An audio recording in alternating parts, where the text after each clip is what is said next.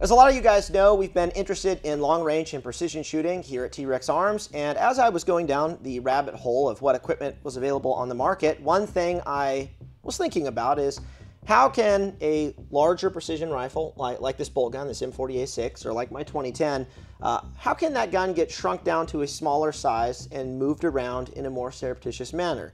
Be concealed a little bit easier. And along the process, I met Rob from B4 Armory, and he's going to show us the weapon that he's been working on. But the question that I think a lot of people are going to have, and I guess the question I also have is, why would somebody want a rifle that can get packed down into a bag as small as this? So obviously for the covert reasons, for specialized units. However, it's a broader area of people are looking for, quick change barrel systems. That's a thing right now. This does fall into that world, but also it's not just specialized units. Our conventional military puts a rifle, a sniper weapon system in an umbrella stock, and then they go into a building, and everybody else comes out, leaves those guys there. Well, if you got a trained observer watching, they know that guy didn't come back out. Well, now you could take this weapon system, pack it down into a day pack like everybody else is carrying, and look, nobody else is the wiser. Yeah, just look like a normal conventional guy. Yeah, because a lot of people are going to see this and they immediately think, ooh, super specialized purpose. I mean, that was my original thought too, as I was looking into a gun that could get packed down into a bag. But yeah, hearing some of your reasons for this just makes a lot of sense. But there's also just the convenience too of, I mean, there's a full precision gun in this bag, which we're going to unload and demonstrate, and you have one right here. But even just from the convenience of transport, like I can throw this into a duffel bag. If I were to say, if I was going hunting or something and I needed to carry it, I mean, this will carry on my back much easier and better, and the weight will be distributed more effectively than having a huge rifle, again, like with huge stock sticking out of it. So go ahead and walk us through the process of all the parts and kind of how you were even able to do this in the first place, because I know this is a feat of engineering and why other people have not been able to do it in the past very well. There were some gaps that were missed when other people had tried this in the past, and it's kind of been put off to the wayside, and they've made, you had to have tools to put the gun together. And the other issue is like, yeah, we can put the gun together, but we can't guarantee repeatability. Right. Or we can't guarantee it returns to zero. So the trick was to play around for the past 3 years, making sure that happened every time and testing that. So we got rid of tools. There are no barrel tools. There are no screws to set in the rifle, or set in the barrel to lock it in. So it's the same type of threading. It's just done a little bit different. You thread the barrel down, and what's cool is it's not determined at a torque spec, right? Right. So if I seat the barrel, and I torque it. Give it a good squeeze. Give it a good squeeze. Say I put this barrel on, and you can't take it off. You can give it back to me. I can take it off, and then you can put it on. Right. At your torque spec, and it still returns to zero. Interesting. So I would zero it to my level of strength, not your level of strength, is what I would do. Yeah, so my zero, me putting this gun together and you putting this gun together at 2 different torques, it's still the same zero. Ready?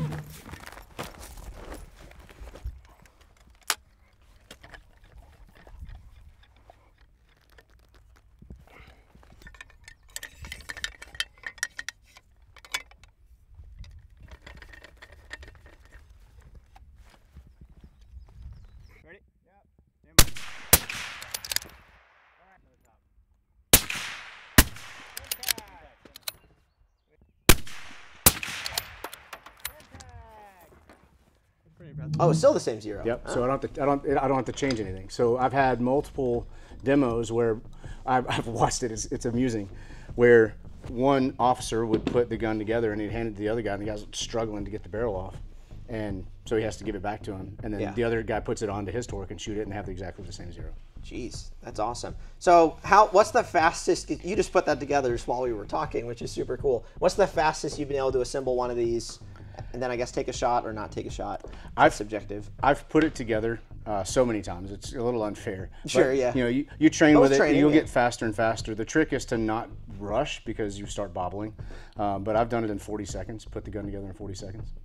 Jeez, oh my gosh. And is this the smallest case? So this barrel, this is a 16-inch barrel? This is a 16-inch, yep. And the shortest you can go is a 14.5, something like that? Because Yep, it there's a depends on the handguard, I'm assuming, mostly. Yes. So I'll have you actually put this one together, and that's a 14.5 inch. That one's built for a specific client.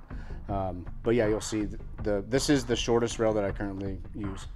Interesting. All right, well, I want to build it. So, so very small laptop. I mean, it's a larger laptop case, but I mean, we have that in here, which is just insane.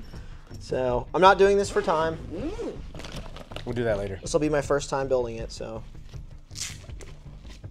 I'm sure there's a process you have for take this piece off first, then do the barrel. This is the 14.5. Yep, unfold the stock. Unfold the stock to start, so there's no button to defeat.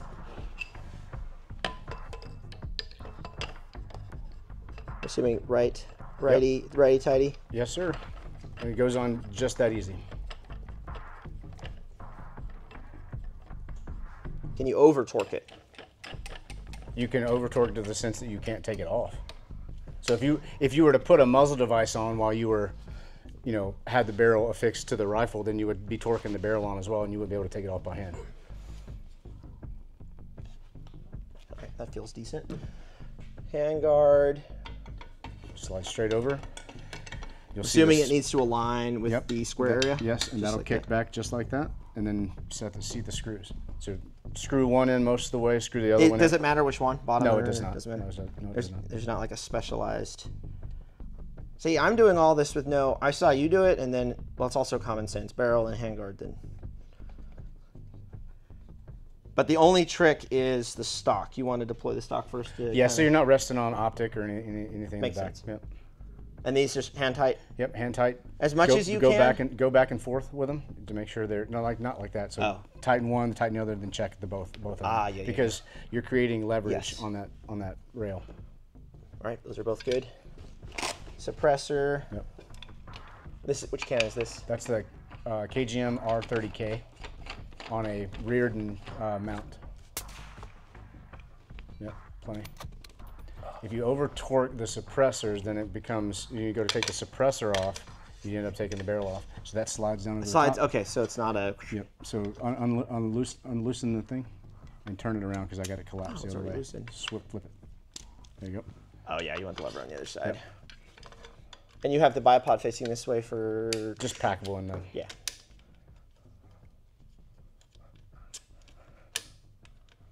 In this case, we'll do this. And I'm not even a gunsmith, and I can put that together. Man, this is just the coolest thing ever. So what kind of accuracy are you getting out of a rifle like this? Because there's probably people who are seeing this and going, there's no way it's sub-MOA, or it's going to retain, or there's going to be a 0.1 deviation at 100 meters or whatever. I have done a 5-shot group. I've done it multiple times. I've done more than one 5-shot group where I take the gun completely apart and put it back together between each shot, and I'm sub half minute.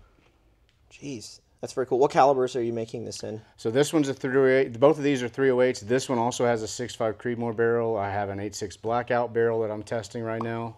I've also done it up to 300 Norma. So that system is meant for obviously ELR, but for our special operators, the concept behind that is a sub 30-inch jumpable ELR gun. So they can take that rifle out of a bag once they land, put it together, and have ELR capabilities. Interesting. Of all of the different solutions for actually transporting the rifle in a concealable manner, which have you kind of, in the process of building this gun or talking to people, which are the ways that people are most using to conceal this rifle while they're transporting it? When guys are getting guns from me right now, they're asking for the laptop case because it's small, it's compact. Yep. For agencies, it's easy for a SWAT sniper to put this in the floorboard of their passenger seat versus in the rear with all the other SWAT gear. Yeah. So it's ease of stowage. But you can use backpacks as well. I've used the Mystery Ranch bags. The 3-day pack works. It fits perfectly in those.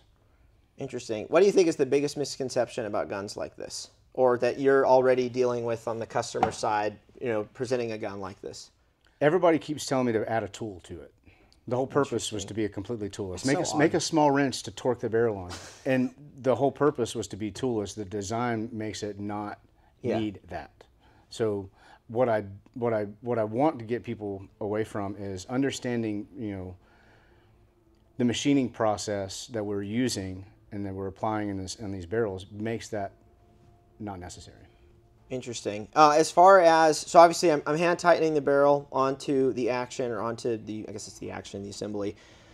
If I had a large round count training day, which for bolt guns, probably like 50 rounds for me, am I going to see any changes to the barrel, or is it going to actually tighten down as I continuously shoot it for a prolonged like range day or training day? It does tighten. It tightens. It okay, tightens.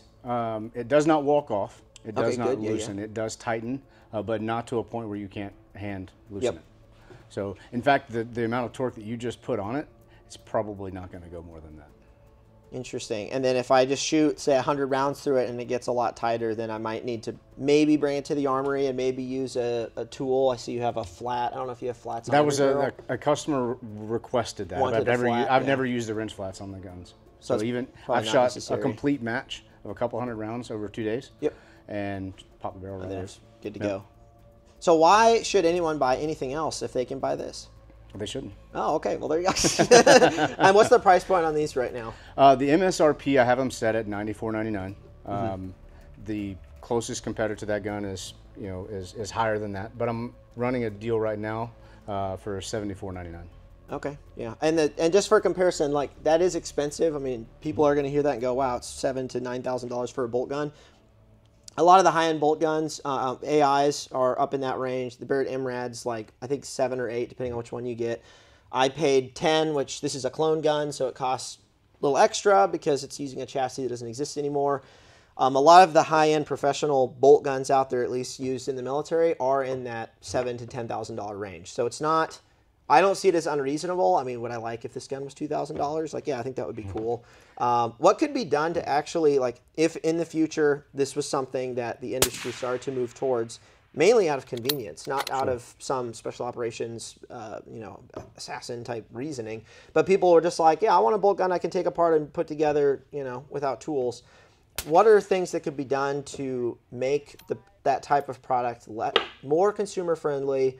Maybe less expensive, or maybe that's not how it would be consumer friendly. What are things that you think could make this a more viable type of product for the average person?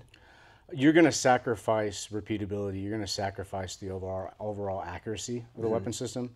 You're going to have, this is all high-end product. Right. This is a custom rifle, not to be confused with somebody that's building mass parts and putting parts together. Right. Guys that go out and competitors that go out and buy custom rifles from gunsmiths can very easily get to the $7,000 mark like that. But you're getting that in this gun. That is in this gun with the additional pieces of being a packable system.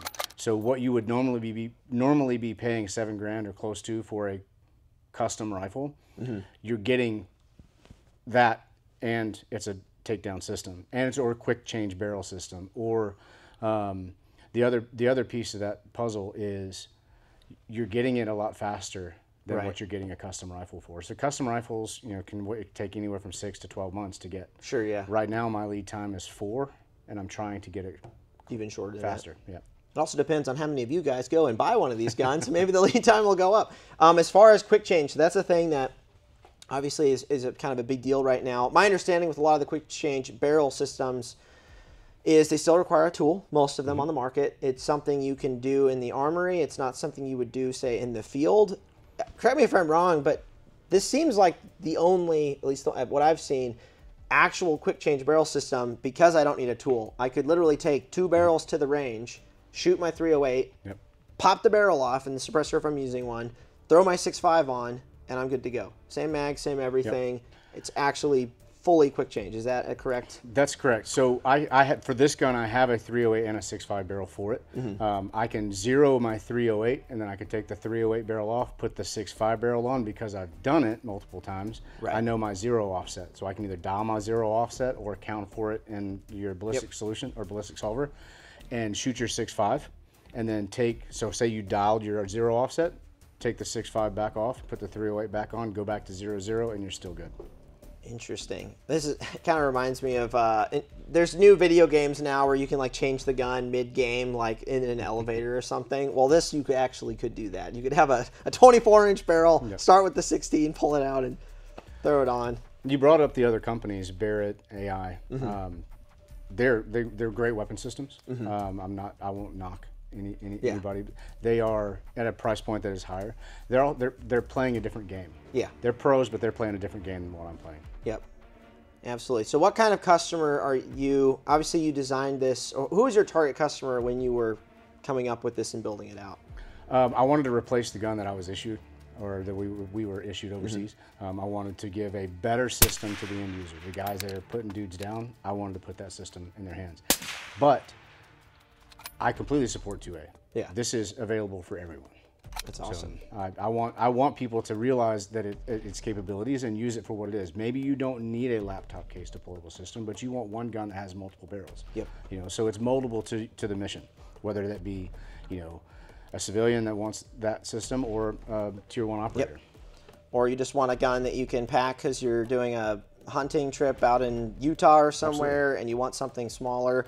I mean, I'm kind of kicking myself that I bought that, as cool as that is, which we'll get our benefit out of it with work stuff, and I hadn't just bought something like this. So I'm thankful an actual, like, from what I can tell, you know, a good takedown system is on the market, because before I found the Nemesis, that was the other one. Sure. Which I kind of saw used in Hollywood a lot, used in a lot of, you know, movies. What are misconceptions in Hollywood? Because they always show takedown guns. It's only a matter of time until this one ends up being in some movies, I hope. But what are some misconceptions that people have from seeing films in Hollywood, or how they present a gun like this, that it's just not realistic, or maybe the tech that they demonstrated or showed wasn't actually reasonable tech and it actually didn't work that way? I haven't seen accuracy, real accuracy demonstrated in those takedown systems, and you have to realize that we're shooting minute of man, right? Not minute of angle when we're shooting, you know, at the enemy, right? Or, you know, a bad guy. So, you know, having pinpoint accuracy, you know, at sub 100 yards and putting a bullet in somebody's chest isn't a very good indicator of its accuracy and capabilities. Right. I hope that made sense. Yes, no, it does make sense. And there's some misconceptions too about how accurate some of these guns need to be or should be, and what people are trying to do with them. Now, as far as this box right here, that some people will wonder, why do we have this Milwaukee box out here? What is this used for, and how would this be utilized with this rifle? So, I go on to deep dives into with the application. So we can take the laptop case, put it inside the Milwaukee case, have a button down or polo in the case, or with contractor vest and helmet or something. And then, so when you walk in, you have your Milwaukee case, you know, with your work vest. Yep. And you do your job, and say you're working in a semi-permissive, we'll say, you know, police, you know, you're overwatching a peaceful protest. You know, and you go into a hotel and you got a work vest on with, you know, pack out box. Nobody pays attention to you. You're not raising eyebrows. Nobody's, you know, on you. But say you want to go out different because you don't want to look the same when you came out and you went in. You take the laptop case out, ditch the Home Depot Milwaukee pack out box, walk out with a polo and a laptop case on. Nobody's the wiser. In other words, there's all sorts of creative possibilities when you have something like this, which you're not going to have with a standard precision rifle. I mean, even my gas guns, I can pop the upper off of the lower. I can get a duffel bag that fits both, but it's still, I'm just very constrained to the size that I'm dealing with, of what kind of bag I'm carrying. And you walk in with a huge duffel bag, it's hard to kind of mask that. I mean, it's a huge duffel bag, or a huge Pelican. Whereas that bag right there, I mean, yeah, I could go anywhere with that and nobody would say anything. Nobody would know. Yeah, and nobody knows. There's a big liability, and we talked about the accuracy, and I pinged on that a little bit. Yeah. There's a lot of liability that goes into the law enforcement sniper and even the military sniper, you know, making sure that your shots matter and count. So being able to put a gun together and know that that round is going to go where you tell it to go. That's what I wanted out of these guns. Yep, and that's what you're getting out of them, and that makes me very interested in acquiring one myself. Now, one thing I've started to see with some of these guns is they've started to look more like, say, some of the PRS setups. Sure. And they've started to look less like, you know, the older school sort of military style guns. And I even get comments from people, they see me shooting these and they go, why don't you get the new stuff? And I'm like, well, I have some of the military stuff. So what's kind of some of the thought process behind some of the design choices or elements that you have going on with the rifle and why you're doing that? Yep. So I think maybe people are wanting the quality that competitive shooters are using. Right. They want those custom guns. They want that accuracy that they're seeing those guys work with. And to be honest, I understand, because our guys, our law enforcement and military guys, there's a lot of those dudes that are capable of shooting. Right. They're half-minute shooters. They're awesome shooters, but their weapon systems that we're getting are not up to snuff when it comes to that level. So your competitive shooters have guns that outshoot the competitor. Right. Just like a race car driver, a race car will always outperform the driver.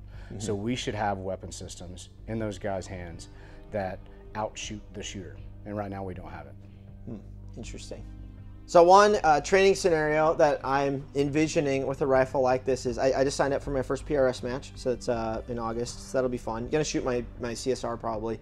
But what would be kind of fun is getting a rifle like this, or this rifle right here, shooting each stage and rebagging the gun and then carrying it, to the next stage in a backpack, setting it up once you get there, shooting the next stage, bagging it back up and doing it, however many stages that is. It would definitely turn some heads at the match, and I think it would be a very cool, test to do on a rifle like this to demonstrate its accuracy and its repeatability. And just the convenience of being able to put this away in a backpack. I would go buy, I think my LBT might be a little too small, but buy a backpack, that can fit the rifle. I have all the ammunition in there as well. And just that's how I transport it throughout the entire match. And I don't have to have a cart or a big bag or whatever and just take this to shoot the match with. So I may have to sign up for another PRS match and do that, because I think that could be super fun and really cool.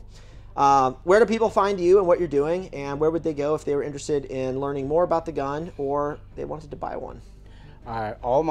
On my website, it's b4armory.com. You can find the specs about the gun. It lists out everything, the calibers and the options.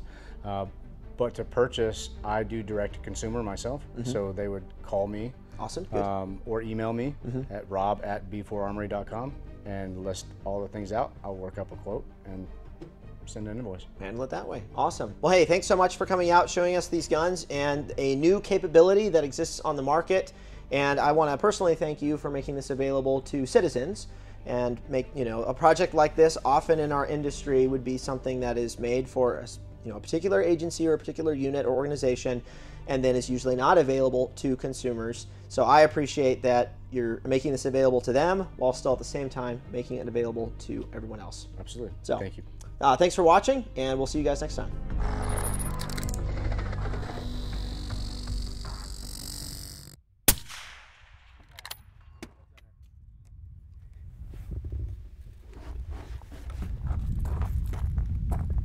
Oh my God. Okay, I'm buying one. I'm definitely buying one.